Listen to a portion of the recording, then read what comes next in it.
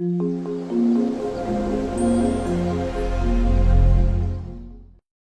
Guys, मैं हूँ Dipika Kakar Ibrahim and welcome back to Dipika की दुनिया। सो यस, ये बन रही है शोएब की चाय और ये बन रहा है शोएब के लिए पोहा। एक्चुअली निक्कू नहीं है, तो जब से निक्कू नहीं है तब से मैं शोएब को नाश्ता बना के दे रही हूँ। और आज शोएब नाश्ते में जो है पोहा लेके जा रहे हैं और अभी जल्दी से वो बना लेते हैं क्योंकि अभी 45 मिनट्स हैं उनके निकलने में, सब आराम से बन जाएगा।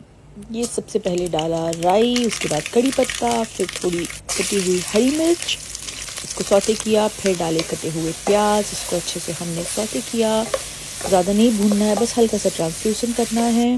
उसके बाद ये देखिए, मैंने मूंगफली जो है फ्राई करके रखी थी, छिलके के बिना बिल्कुल सही है। छिलके के साथ ऐसा लग रहा है ज़्यादा फ्राई होगी, वो बिल्कुल ज़्यादा फ्राई नहीं है।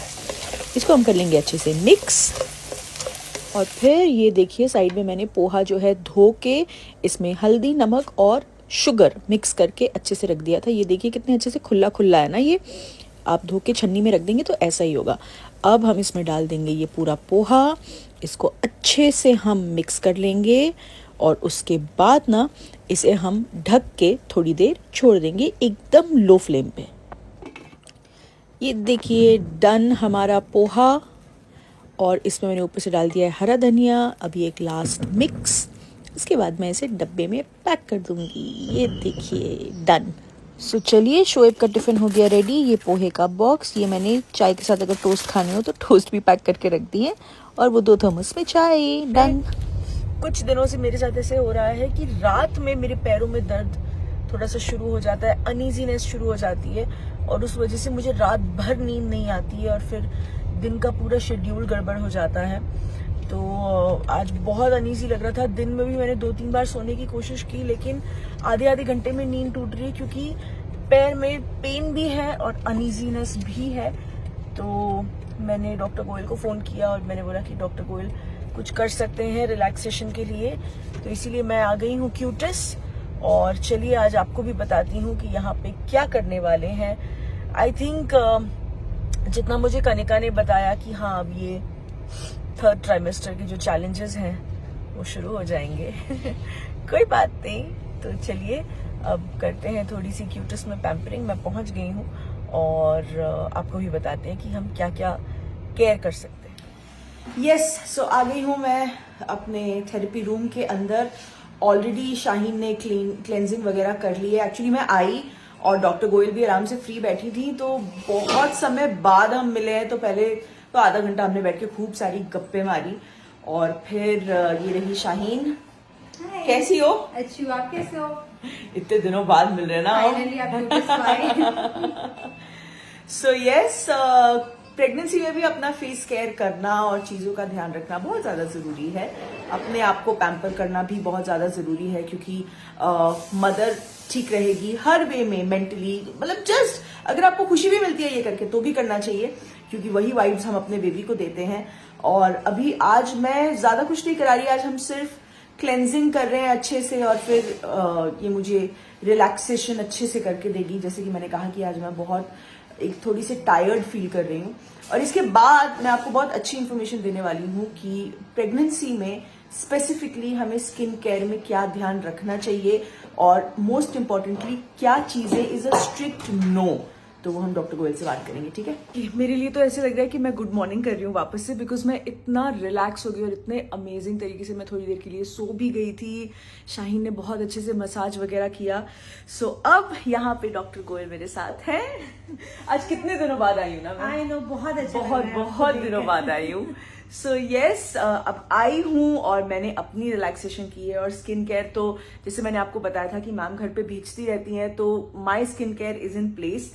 लेकिन ये मौका आप सबको बता, हमने हर चीज शेयर की है, ब्राइडल स्किन केयर कैसा होना चाहिए एंड LHR के बारे में डिटेल, नॉर्मल स्किन केयर में आपको क्या क्या करना चाहिए। तो अब ये आई एम श्योर एक बहुत बड़ी चीज है कि प्रेगनेंसी के दौरान, क्योंकि इतनी सारी चीजें हो जाती हैं, लेडीज खुद थकती हैं, ऊपर नीचे होती हैं बहुत सारी चीजें, तो कई बार हम स्किन पे ध्यान नहीं देते।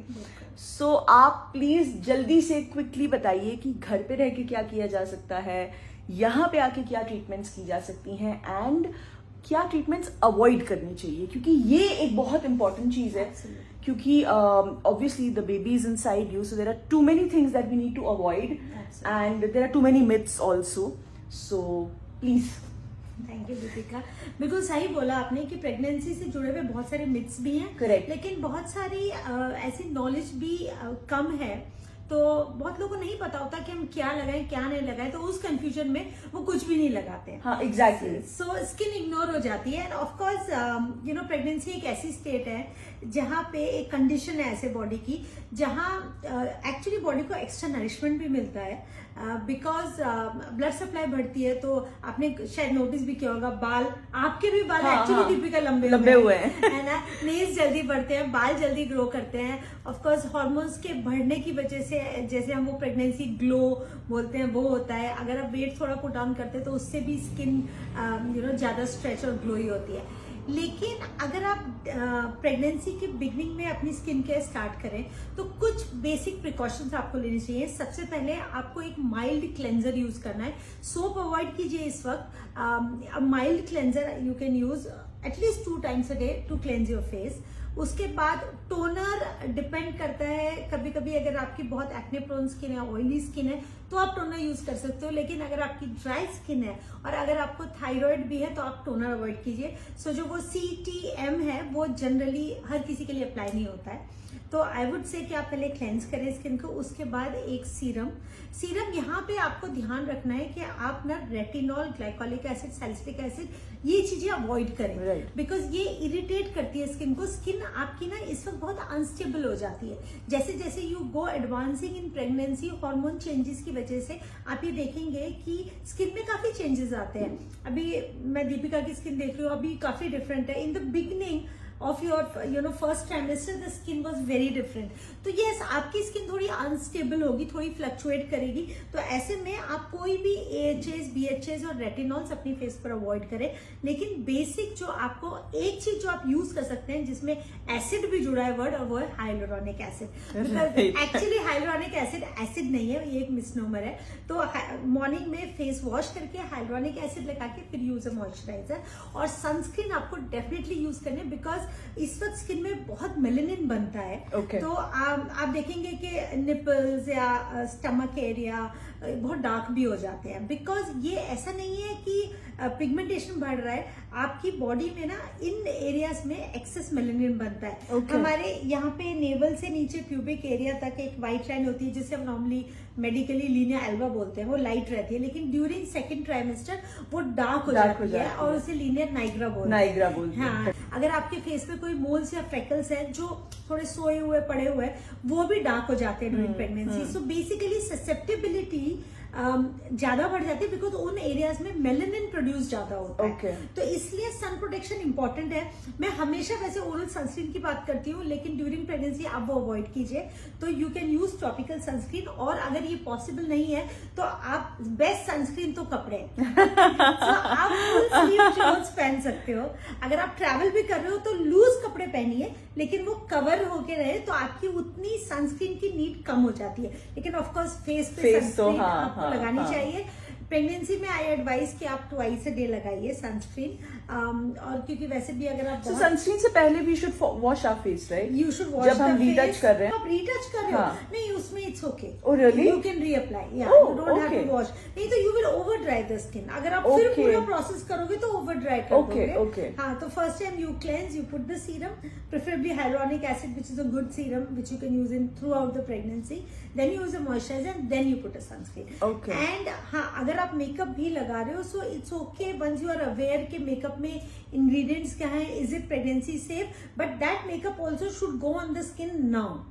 After the sunscreen. Okay. Not in the beginning. Not in the beginning. हाँ, so makeup hardly gets to touch your skin. Correct. But yes, it's okay to feel good, to look good during pregnancy. So आप makeup use कर सकते हो। इस बात से तो मैं पूरी तरीके से एग्री करती हूँ कि प्रेगनेंसी एक ऐसा फेज है जिसमें आपके बहुत लोज होते हैं, एंड अगर आप अपने पे थोड़ी मेहनत करो एंड यू टेक एफर्ट कि कुछ दिन आप अच्छे लगो, चाहे वो मेकअप लगा के है, चाहे वो स्किन केयर, हेयर केयर करके है, अंदर से वो एक बहुत अच्छी फीलिंग आती है एंड खुद को भी थोड़ा अच्छा लगता है और मूड भी थोड़ा अच्छा रहता है। सो ये तो हो गई एप्लीकेशन वगैरह की बातें। नाउ टॉकिंग अबाउट क्यूटिस, हम यहाँ आके क्या ट्रीटमेंट्स कर सकते हैं और कौन सी ट्रीटमेंट्स हैं जो आपकी तरफ से आप बोलते हो कि स्ट्रिक्ट नो है? बिकॉज आई थिंक अगर आप नहीं होते, मतलब हमारा जो ट्रस्ट आपका और मेरा बिल्ड है, तो शायद मैं ऐसे किसी क्लिनिक में कदम भी नहीं रखती प्रेगनेंसी के दौरान, बिकॉज एक वो बहुत बड़ा फियर रहता है. तो because I trust you so much is that I was like कि नहीं, यहाँ तो आई कैन ब्लाइंडली गो, कुछ गड़बड़ नहीं होगी. सो प्लीज बताइए कि क्या कर सकते हैं और क्या चीजें हैं जो क्यूटस में भी आप स्ट्रिक्टली प्रेगनेंसी में अवॉइड करवा देते हो. सो पहली चीज तो बिकॉज मुझे यहाँ एडवांटेज मिल रहा है कि मैं दीपिका के ब्लॉग पे हूँ, तो प्रेगनेंसी में ये इम्पोर्टेंट है कि आप क्या खा रहे हो, क्योंकि अगर हम बेबी की सेफ्टी की बात करते हैं तो how will the baby get affected, how is the baby connected to mother through placenta, right. अभी जब हम कोई भी ड्रग स्टडी करते हैं, कोई भी एंटीबायोटिक है, पेन किलर है, कोई भी मेडिकेशन है, तो उसका उसकी प्रॉपर्टीज में होता है कि ये प्लेसेंटा क्रॉस करती है, ये प्लेसेंटा नहीं क्रॉस करती है. ओके. तो not everything which a mother eats goes to the baby. Okay. Okay. That is also a myth. So there are certain drugs which, जो भी डॉक्टर आपको मेडिकेशन लिखेंगे they will tell you. I tell my patients के be very cautious of what you put in your mouth during pregnancy. Even a simple pain killer can cross over and effect, so please be cautious. Of course during pregnancy multiple problems हैं, आपको cold हो गया, fever हो गया, you have throat infection, you will take medication, but there are few antibiotics which are safe, few which are not safe. Coming from dermatology point of view, most of हमारी जो oral medications है, we do not advise during pregnancy. Correct.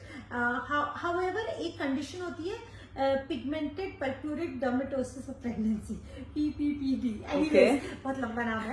Simply क्या है कि second trimester में शुरू होती है और थर्ड ट्राइमेस्टर तक ना आपको बहुत इचिंग फील हो सकती है बॉडी में. ओके. एंड इवन जैसे प्रेगनेंसी में because tummy grows and breast also becomes enlarge, so body skin बहुत रब करती है. उसकी वजह से फंगल इन्फेक्शन बहुत कॉमन है. अंडर आर्म्स है, ब्रेस्ट के नीचे है, ग्रोइन में, तो आपको ट्रीटमेंट तो लेना होगा. तो यहाँ कुछ ओरल एंटी फंगल सेफ है, कुछ नहीं है सेफ. ओके. तो that is very important. But of course इसलिए आप कोई भी केमिस्ट से या किसी और का प्रिस्क्रिप्शन कॉपी नहीं कीजिए. गो टू योर डॉक्टर, वो आपको प्रॉपर्ली बताएंगे कि आप क्या ले सकते हो, क्या नहीं ले सकते. आई थिंक प्रेगनेंसी का एक गोल्डन रूल जो मैंने भी फॉलो किया है वो जरूर करना चाहिए कि कुछ भी किसी के कहने सुनने पे मत करो.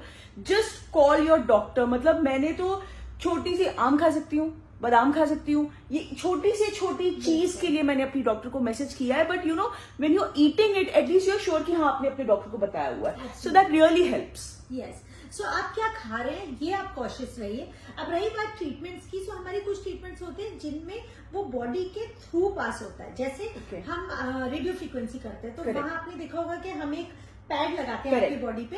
ऐसा कोई भी ट्रीटमेंट आप अवॉइड कीजिए. हम यूजुअली केमिकल पील्स भी ड्यूरिंग प्रेगनेंसी अवॉइड करते हैं. ओनली माइल्ड पार्टी पील्स जिसमें अगेन हाइड्रोनिक एसिड या मैट्रिक्स जेल होता है, सिर्फ वो करते हैं ग्लो के लिए.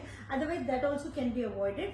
हाँ, कुछ प्रोसीजर्स जैसे laser hair removal. Laser hair removal actually Deepika अगर आपको याद हो, हमने डिटेल ब्लॉग किया था लेजर हेयर रिमूवल पे, वहां भी शायद ये बात हुई थी. तो लेजर हेयर रिमूवल देखिए, ये ना एक इसमें दो थॉट्स है. पहला ये है कि during pregnancy because of effect of hormones बाल बढ़ते हैं. करेक्ट. सपोज हम जैसे फेस की बात कर रहे हैं, जो हार्मोनल हेयर है वो ऑब्वियसली कुछ लेडीज को बाल नहीं होते, उनको ड्यूरिंग प्रेगनेंसी आ जाते हैं या पोस्ट प्रेगनेंसी. कुछ को जिन्हें कम बाल होते हैं वो बढ़ जाते हैं. ऐसे में आपको लेजर करना साइंटिफिकली सेफ है. आपके बेबी को लेजर से कोई हार्म नहीं हो रहा है. लेकिन ये हो सकता है कि आपके रिजल्ट्स उतने नहीं आए बिकॉज ऑलरेडी जो बाल आप लेजर से कम कर रहे हो वो हार्मोन से बढ़ रहे हैं या न्यू हेयर आ रहे हैं. तो ये आपको सम लेडीज देन प्रेफर कि अब हम डिलीवरी के बाद ही लेजर करेंगे. लेकिन scientifically, like in fact I have lot of women who do bikini laser before going in for labor, because they do not want. Even here in India. Yes. Really? Yes. Because this is news for me, because मैंने हमेशा ये सुना है कि LHR is not safe. तो मैंने तो अब तक अपना कोई मैंने सेशन नहीं लिया है. But LHR scientifically it is safe. But वही होता है कि जैसे सपोज आपके 5 सेशंस आपने प्रेगनेंसी में किए, तो ऐसा हो सकता है कि आपको और सेशंस चाहिए बाद में. लेकिन बस मेरा मानना ये है कि compare to waxing, shaving, threading, plucking, bleaching, उससे तो still laser is a better way. और फिर 9 महीने आपको कोई you don't have to become a bear. Hair all over the body, है ना. तो कुछ तो आप करोगे, तो उससे बेटर है Yeah. but of course the hygiene, everything is very important, important. because we can't Absolutely. leave anything to chance, especially जो diabetic mothers हैं, Right. we specially take care कि उनकी blood sugar controlled हो. Right. अगर uncontrolled होती है तो we avoid, because Okay. after all we are going to shave Correct. the area and Correct. pass the laser. Correct. And उनको तो मैं advise करूंगी कि आप वैक्सीन वगैरह भी नहीं करें. अगर आपको रियली बाल बॉदर करे तो बस you can do wet shaving. Avoid anything else, because chances of infection, hair infection, folliculitis is higher. Okay, so this is a piece of news for me also. So yeah, रही बात Cutis में, Injectables, Botox और filler करें क्या? For me, I do not do Botox and filler during pregnancy. Yeah. So you can avoid it, or you can talk to your doctor whom you are talking to. And the surgical procedures जो हम करते हैं, जैसे threads वगैरह, that we completely avoid. Because I also see that there is a pain threshold is very different during pregnancy.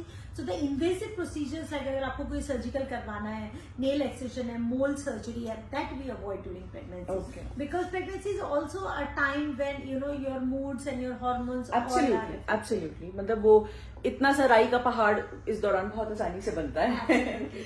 और अपने आप को पैम्पर कीजिए. सो बहुत सारे मास्क होते हैं जो आप घर पे बना सकते हैं. Please pamper your body.